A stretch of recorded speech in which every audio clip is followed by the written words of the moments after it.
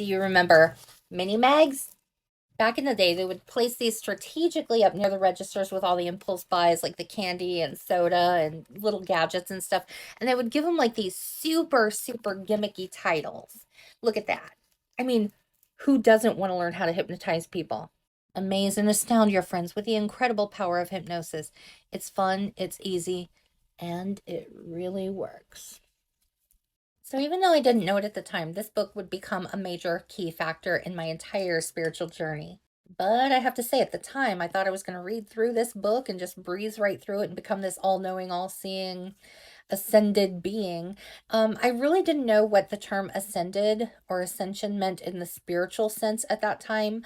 If anything, I knew about like, ascending the stairs, but I mean, I didn't know what really these words like psychic and clairvoyant really truly entailed. So I didn't know what to look for.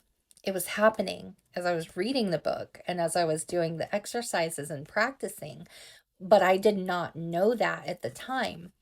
Uh, but my mom, like, there's an exercise in here where you write down a phrase, a vivid phrase on a piece of paper, and then you roll it up and put it in somebody's hand and see if they can guess it. And she was on point. She wouldn't get just what was written on the paper, she would get what was in our minds. Like what we were thinking, the whole visualization. It was wild.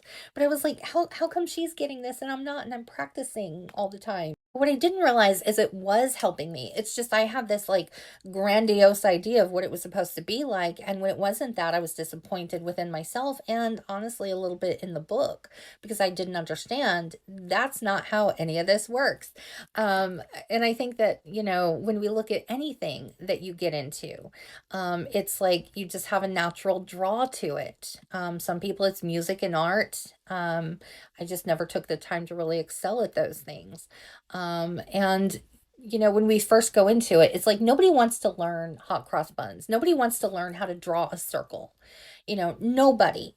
When I read the book Riders on the Storm about the Doors, the drummer for the band said that his first drum pad he was very unimpressed by. He was really bummed out because he thought he was going to go in and just learn how to play. And a lot of people, whether it's developing psychic abilities, music, art, we expect that we're going to go in there.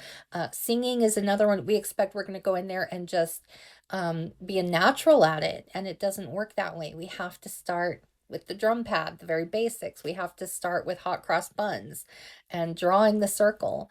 And if you stick with it long enough, you can get pretty good with it. So even though I didn't know at the time, that book really helped me a lot with my development.